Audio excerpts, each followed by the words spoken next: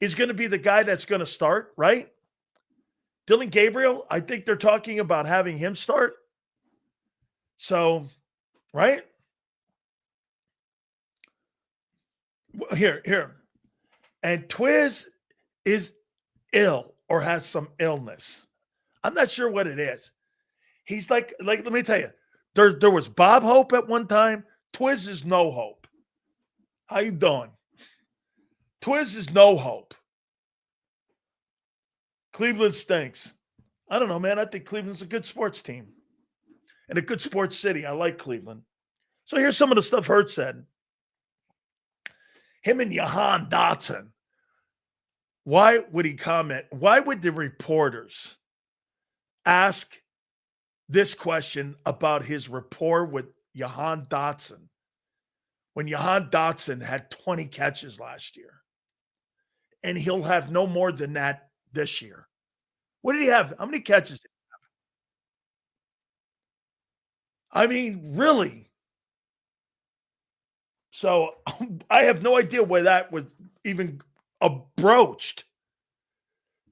So, hey, listen, we've had a power pack day here, man. Jim Kelly was on with us earlier, and I want you guys to pray for his grandson. We had Bernie yesterday, Kozar, and we're going to have John Gruden on, I believe, on Friday.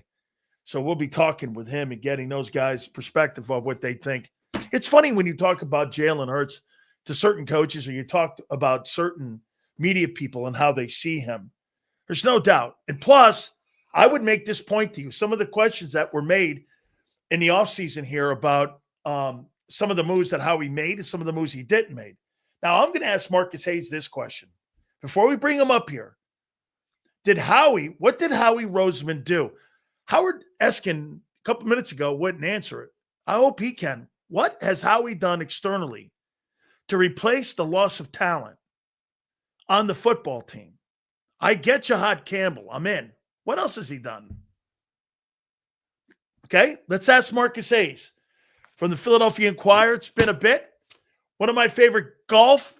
I got to say this, one of my favorite people that cover golf because he's played some of the best golf courses on the planet that I want to play. I'm very jealous. Here is Marcus Hayes. He joins us now. Marcus, I am very jealous of you. You know that. I've told you this before. I remain jealous because I want to play some of the courses that you've been on. Your favorite golf course? Of the remarkable golf courses that I've played? Yes. Honestly, it's funny. My favorite golf, if I had to play a course over and over again the rest of my life, of the real big golf courses I've played, it'd probably be Chambers Bay in Washington. Huh. I think it was 2000. I want to say 17 maybe. They had a U.S. Open there, and it didn't go well. They had a weather issue that burnt out the greens, and only about 5 of the greens were pure. So it was tough to putt. But it was a weather anomaly. It's never been like that before and never been like that since. It's on Puget Sound, and it has a marine layer that covers it most days, but they had a huge drought right around the time the U.S. Open was there, which combined with them cutting. Did they overseed it? Did they overseed it? Oh, no. It's kind of so in 15, I want to, or maybe a little bit earlier than that, 2010, say, Jordan Spieth played there in a US Amateur or something like that.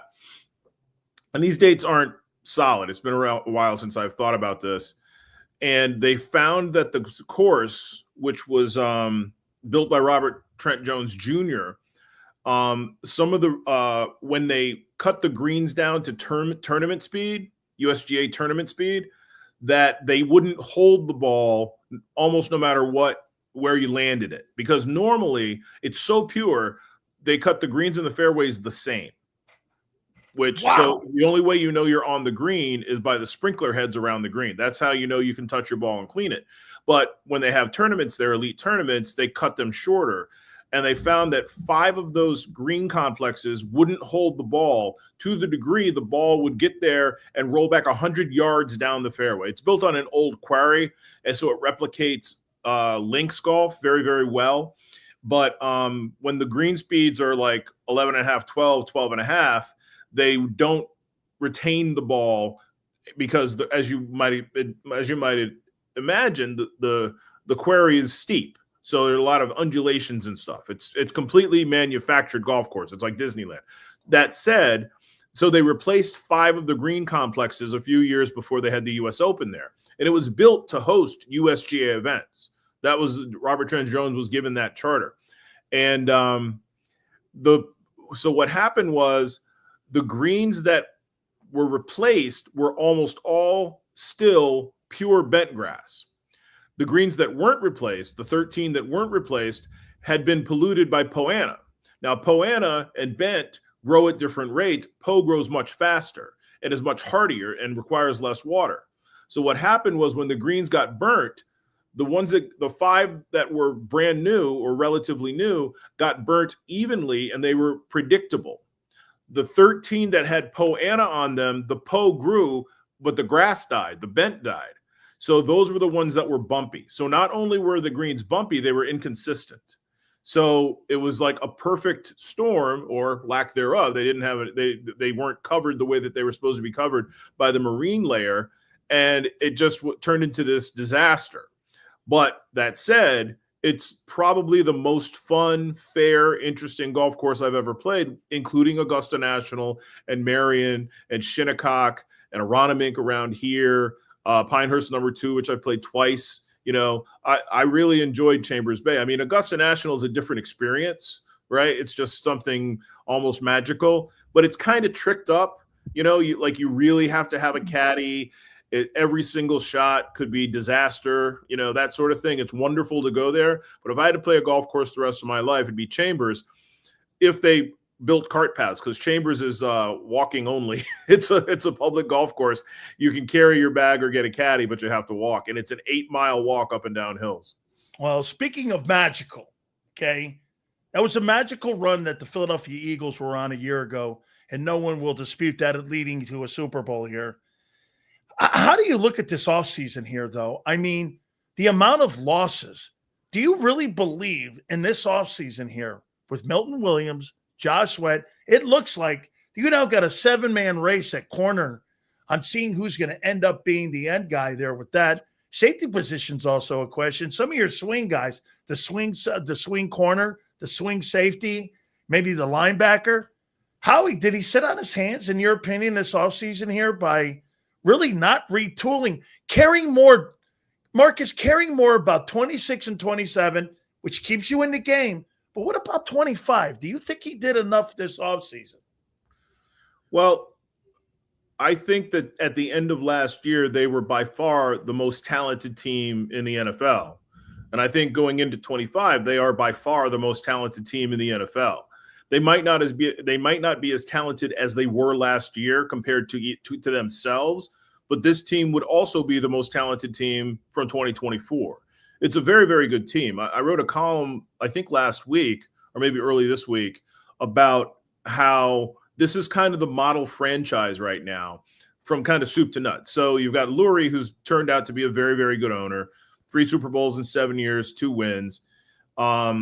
You've got his son, you've got the heir apparent, so you don't have to worry about lineage, you don't have to worry about transfer of power. Jeffrey's in his 70s now, so that's a real concern, you know. And you also, you know, ostensibly you've got somebody who will keep him you know, sort of between the guardrails as he ages, which is something that Jerry Jones's sons clearly can't do.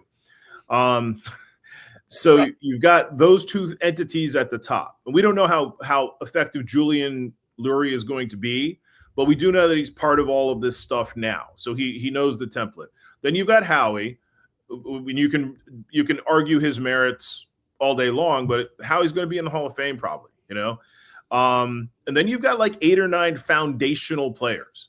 Like Cooper DeJean and Quinyon Mitchell are foundational cornerstone players.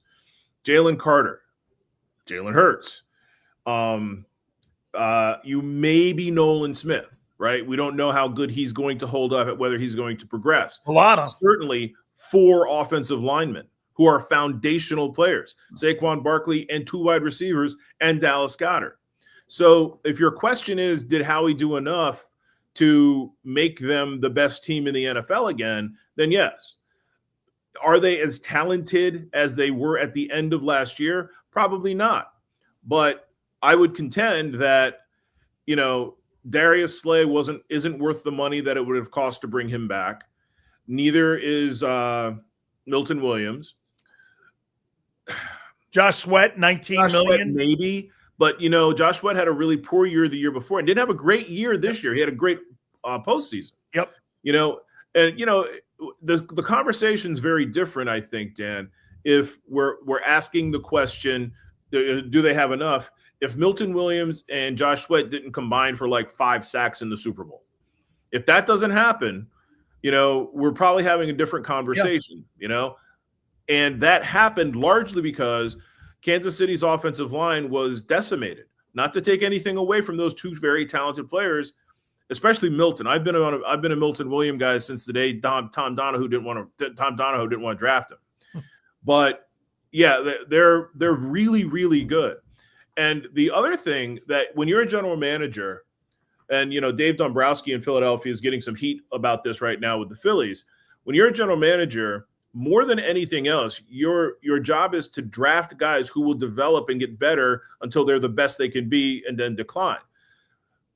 Howie has an embarrassment of riches there. And Jalix Hunt and Nolan Smith and Jalen Carter, Jordan Davis, who we forget about as an anchor against the run, Devontae Smith, who would be a number one almost everywhere else at wide receiver, Dallas Goedert, who's, he's the all-time leading receiver in Philadelphia Eagles playoff history. So there's no reason to think Goddard's going to be worse. There's great reason to think Devontae is going to be even better. There's no contemplation of drop off from AJ Brown. So it's just a really good team with, Jalen Hurts is going to be a better quarterback this year than he was last year. That it's just a really good team. So you could argue, because of the expected development of the young players and the Jordan Mailata, Landon Dickerson when he's healthy. So the bar was so high. Right, but here's the thing. There's no reason to think that those players are going to be appreciably worse. The only person you really have to worry about drop-off with is Lane Johnson. At some point, he's not going to be Superman. He had his second best season last season. And now, this time last year, he was talking about playing out his contract. Now he's talking about playing even longer. So, no, Howie didn't make a bunch of splashy moves. But what he has done and what he did over the last 2 years is he locked up AJ, he locked up Devontae. He this offseason, probably the biggest move they made and maybe the most questionable move was locking up Saquon Barkley. They didn't have to do that. They're going to have to pay Jalen Carter. They might have to pay Jordan Davis down the line if they decide to keep him, and Nolan Smith. And those are going to be big deals. So I think that he's done as good a job as you could expect him to do. But it all sort of hinges on guys not regressing. Let me ask you this question, because I've been asking everyone it, and I want to hear your take on this. So Kevin Patullo, he spoke today, and I listened to him. By the way, I love his presence. I like the whole deal that he's been around Jalen Hurts. But explain this to me. So in 2023, I think it was, they passed him over for Brian Johnson. Then they turn around and they go out of the building and they go for Kellen Moore and they pass him over again. My question would be, why am I to believe being passed over twice, if that guy's the right guy, why did they pass him over twice? Once in the building, once out of the building. Why is he ready now when he's never been a play caller to be the offensive coordinator? Why did they pass him over the first time? Because Jalen's friend? Okay, well, then why did they go out of the building? Why did they pass him over the second time? Because Nick's job was on the line because of the meltdown. Right. So it's not – neither of those included the qualification level of Kevin Patullo. I don't know. So the circumstances – you're saying the circumstances led to that because Nick was a little bit on the firing line there because after the Tampa game – you're saying they had to do something. They felt more compelled, and Jalen wanted to feel more. They wanted Jalen to feel more comfortable with a guy who he was more comfortable with. And Brian Johnson, is that what you're saying? And also, they were worried they were going to lose. They'd have lost Brian Johnson. Somebody else would have hired him as offensive coordinator, and at that point, his stock was incredibly high. It was incredibly high, right? So after that Super Bowl, his stock was through the roof. Like he was getting head coaching interviews at that point. Hey, he's kicking ass in Washington right now, and he was at Florida. He's got the hookup with Howie. He's got background with Jalen, and Jeffrey Lurie found him. He's been Jeffrey Lurie's guy. So there was never a scenario in which Brian Johnson was going to be the offensive coordinator, and nobody had a problem with it, and nobody should have. It didn't work out, but that's the deal. But I think what happened in the next year is that you had Nick and his staff were sort of undressed as not being ready for prime time. And that includes Kevin Patullo. So there was a little bit of shade on Kevin Patullo, because what was the worst part of the attack that year? The passing game. Well, he's the passing game guy. That said, now Nick is never going to have more power than he has now. So Kevin Patullo has always been Nick's guy. Last year, they'd won 3 or 4 in a row, and Kevin and Nick came out of the back. We don't get to see Kevin Patullo very often. Kevin and Nick came out of the back where the coaches exit their offices on game day. And Nick stopped me and introduced me to Kevin Patullo and told me that he was one of the best coaches he's ever been around, and he was going to be going places. Nick has never said that about any other coach that he's had, not even Shane Steichen or Jonathan Gannon. Frank thinks he's brilliant. Frank thinks he's brilliant. Frank Wright thinks he's brilliant, Kevin Patullo. Yeah, well, I mean, I've known Frank since he was the backup quarterback in Buffalo. I covered those teams, and Frank knows a lot of football. I mean, if it was me, I would have hired Frank Reich. I would have hired Frank Reich to be my offensive coordinator this year. Well, here's what the latest on that is. He was on our program. They were carving a position out for him before he took the job, the interim job with Stanford. He said that Nick was carving a job. He didn't want to be the offensive coordinator because he wanted to have Kevin. They wanted the dust to settle. He said it on our program, actually, that they were carving a job description out for him, and that don't be shocked next year if Frank Reich's not added to the coaching staff, because the owner wants Frank Reich back inside the building. And so Frank's going to be a Philadelphia Eagle coach next year. It won't be the coordinator unless something happens. Kevin Patullo wins the Super Bowl and he goes on to get a job too. But Frank said that he'll be back in the building. He said that here with us. Well, if it were me, I would have made it impossible for Frank Reich to say no. But again, Nick is more powerful now than he ever has been. The last thing he wants is his former boss to be his underling and, an easy replacement. And, but I will tell you this. Jeffrey Lurie has told me, I think I've written this, he believes that Frank Reich is the best person he's ever been around in the NFL. And this will be where Frank Reich always has a place as long as the Luries own the team. Jalen Hurts 2025, in your opinion, will be what? He'll be a winner. That's what he is. Why? What's the debate with him then? What's the debate? There is it just talk? You're the problem. Okay. You're the problem. Who are the top 5 quarterbacks in the NFL? Patrick Mahomes. Doesn't matter. It doesn't matter. It's a ridiculous argument. If you look statistically at who the winningest quarterbacks are, especially back when the running game was premier versus the highest rated quarterbacks, it doesn't really correspond. Jalen Hurts is in a place where what he does and what he does well is amplified to help the team win. And Jalen Hurts, after game 4 last year, matured a little bit more to embrace and execute the things that he does well that help this team win. So for my money, the best quarterback in the NFL for this scheme and this personnel is Jalen Hurts.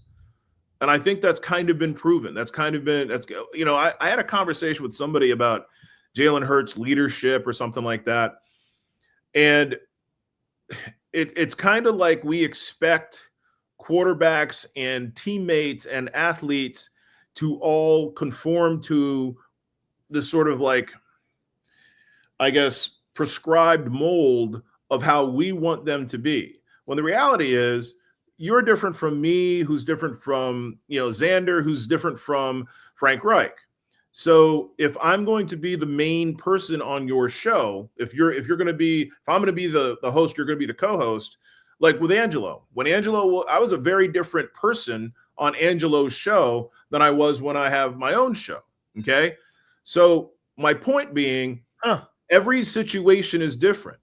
And if it's a quarterback, the quarterback's number one job is what? If you're on your teams, no, to not lose. Okay. Right? You play with Bernie. Yeah. Bernie lost a lot of games. Yep. Yeah. you don't have to win the game. You have to not lose the game. Just like a starting pitcher and a goalie. Do the ABC right, and when D happens, great. If D can happen. I mean, Trent Dilfer won a Super Bowl. I was there. Right? And but he won the Super Bowl and deserves to be recognized as a Super Bowl winner because he didn't lose it.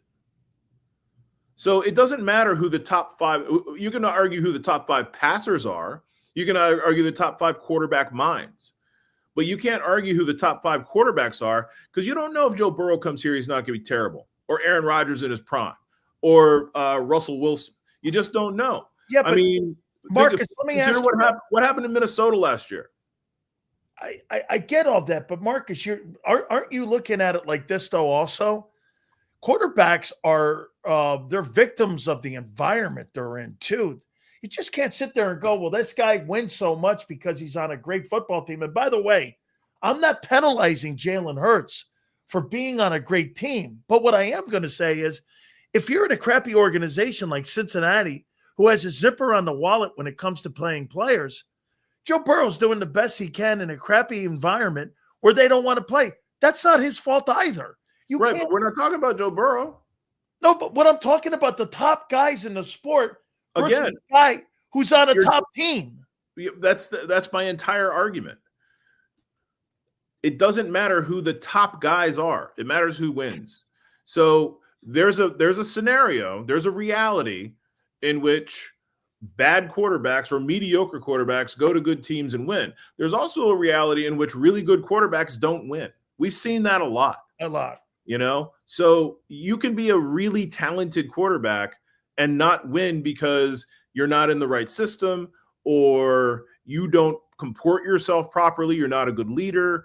You aren't in shape. We've seen that. Yep. You don't stay healthy. We've seen that. You make mistakes. I would contend that Brett Favre is the biggest disappointment in the history of the NFL because he lost games that were won. Brett Favre was unbelievably talented, incredibly talented, and incredibly dumb, and incredibly arrogant. Hey, the all-time leading passing year in touchdowns and the all-time interception guy, I think that proves your point. Imagine if he played in a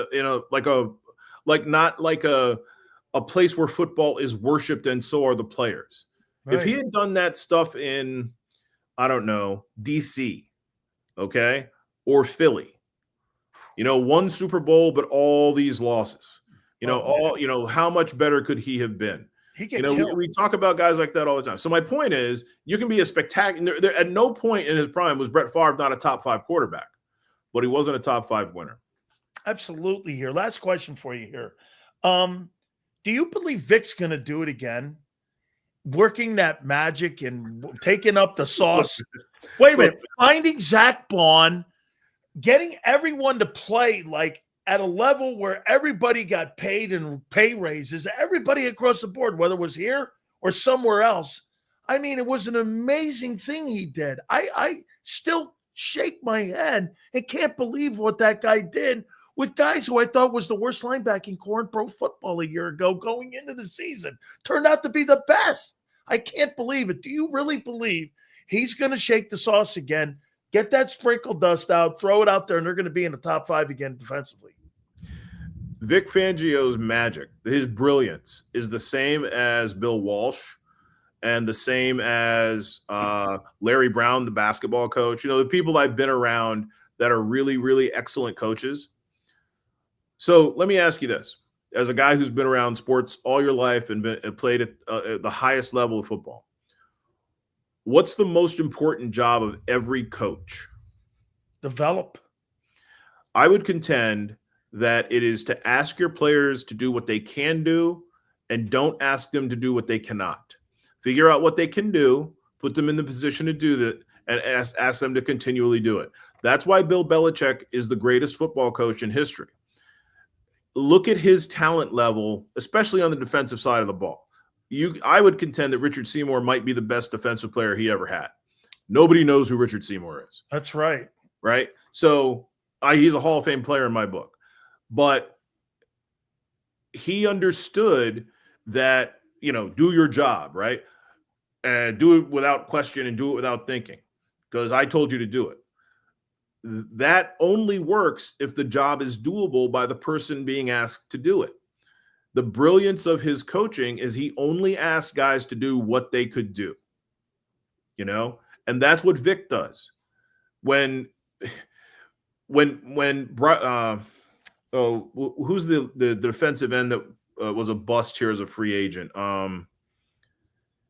The kid from Washington? No, the kid from the Jets. They essentially traded Momola?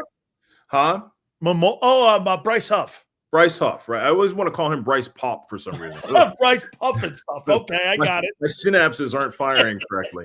So when Bryce Huff exhibited the inability to do the things that Vic asked him to do, he stopped asking him to do it, and he gave somebody else a chance. The way that Vic managed Bryce Huff last year is probably the best example, the best evidence that he's a great coach. Because most coaches would have been worried about their job. We spent all this money on this guy. We let Hassan Reddick go. This guy has to produce or it's my butt. Vic said, no, my job is not to get Bryce Huff to do something that he can't do. And if the owner wants to blame me for that, he can fire me. My job is next week, have somebody in his position to do the job that needs to be done. Now, you can talk all you want about Quinyon Mitchell and Cooper DeJean and, Reed Blankenship and, getting the most out of, Nolan Smith and Jalen Hunt's development or whatever. The best thing he did was take Bryce Huff off the field and put somebody there who could produce. It turned out to be a combination of guys, especially, and the other thing about it was he had all those young guys ready to play and he had Milton Williams ready to move around when Brandon Graham got hurt. Brandon Graham was their best defensive end when he got hurt by a long shot. He was he was killing it in that Rams. He was like a Pro Bowl level defensive end. He was a really, really good defensive end when he got hurt. It was probably his third best season. Yeah. His last season was probably his third best season. Yeah. And when he got hurt, Vic had guys ready to take his place because he is insistent that you do things well. And until you do the last thing well, you don't get to try the next thing. So you ask, can he recreate that magic? Depends on the players. Depends on how they want to be coached. People talk about him failing in Miami. He didn't fail in Miami. What happened in Miami is the guys didn't want to be coached. These guys wanted to be coached. And you know who I give the most credit to that for that too? Oh, Darius Slay. Huh. Darius Slay was because Brandon Graham is a wonderful player and a big presence, but Darius Slay is a leader, and I didn't expect to be saying that when he got here from Detroit, but he was a leader. I think he grew into it, but how he would accept or not accept Vic really resonated with the rest of the team because he's the guy who's going to speak out if there's something wrong. He's the guy who can be disruptive, but he wasn't. He was professional. He helped the young corners, knowing that they were going to take his place. He helped Chauncey Gardner-Johnson, CJ Gardner-Johnson, come back and be productive again. And you know how disruptive he is. So Darius Slay aligning with Vic Fangio last year was huge. And Vic Fangio understanding what Bryce Huff couldn't do was huge. So, yeah, I mean, he will succeed whenever you give him talent that's coachable. And they have plenty of coachable talent. They should be very, very good again this year. Marcus, it is great catching up with you again. I so love it. Hopefully we can do it again sooner. You are such a great friend of ours, and thank you so much, man. Anytime you need us, you just let us know. Thank you again, my friend. All right, thanks. Talk to you later, Dan. You got it. The great Marcus Hayes from the Philadelphia Inquirer. Make sure you check his workout, man. We really love him. Hey, make sure you check out Birds 365 because that's coming up right now.